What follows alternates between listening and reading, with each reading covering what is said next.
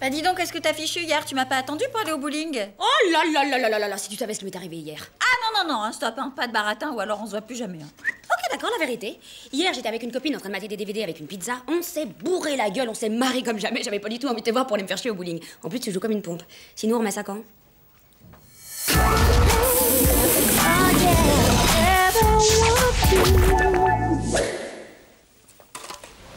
Martine, c'est une catastrophe, on ne peut pas aller au rendez-vous chez Mallard, rien n'est prêt. C'est comment on n'est pas arrivé? Je crois plutôt qu'elle n'est pas partie. Il me semble même qu'elle n'a jamais été passée. Je me demande si je ne l'aurais pas un petit peu oubliée. Mais enfin, c'est ennuyeux. C'est notre plus gros client. Écoutez, j'ai une idée. Vous allez toute seule à ce rendez-vous, et moi, de mon côté... Non, Stan. Mallard est de la vieille école, il ne parle pas aux femmes. La seule solution, ce serait de lui mentir. Vous savez mentir? Moi bonjour, monsieur Mallard.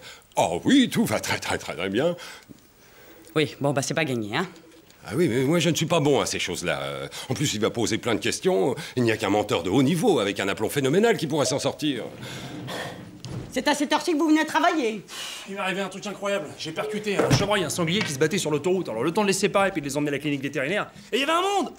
Deux chèvres et une tortue juste devant nous. Un bordel. Enfin bon, me voilà, au boulot. Ah, café. Hop là, pardon. Joli sac, Martine. Ah oui. Si je peux bananer le vieux Mallard? Non mais... Bon enfin, mais c'est moi, oh!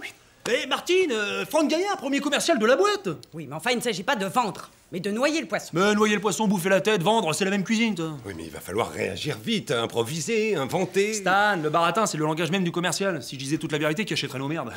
Oh, vous allez enfin voir qui est le vrai Franck Gaillard, hein. Vous allez comprendre pourquoi je suis le premier vendeur. Bon, d'accord. Alors, on vous fait confiance. Martine, l'an dernier, quand on a reçu tout un stock de housses piquetées de moisie qui a inventé en direct le cuir de pécari moucheté, j'écoute, hein, et ben c'est Bibi. Alors que devant le désastre, Martine s'apprêtait à passer à la concurrence. Alors moi, j'étais... C'est vrai? Mais non. Stan, il plonge, hein. Mais non, je m'échauffe, là. Clac, clac, feinte. Alors, vous aviez pas raison de me faire confiance, hein? Ah si, je dois avouer que vous m'avez estomaqué. Ah, vous avez vu ça, d'entrée, direct au foie. Il compte, boum, il percute au menton. Je l'ai mangé, le vieux Mallard, mangé. Quand vous avez amorcé cette histoire de livraison par péniche transatlantique alors que nos produits sont fabriqués à Clermont-Ferrand, j'ai frémi. Ah bah fallait pas, hein. Vous savez, entuber un client, Stan, c'est comme le reste, hein. Plus c'est gros, mieux ça passe. Bon allez, je vous quitte. Hein, qu'est-ce qu'on dit? Merci, Franck. De rien. Stan, y a rien, là. Ah bon? Il plonge. J'avoue que j'ai découvert un nouveau Franck, hein. Quelle aisance, quel aplomb dans le mensonge. Moi-même, j'ai failli y croire parfois. Tout à fait, je ne le pensais pas aussi intelligent.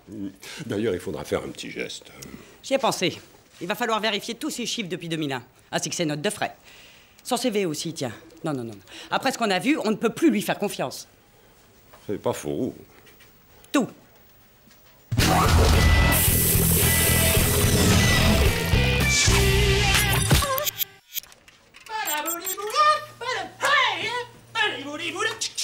Oh, wow! Ça va, Franck? Ah, super, la pêche. Vous êtes sûr? Bah oui. Pourquoi je vous mentirais? Je sais pas. L'habitude?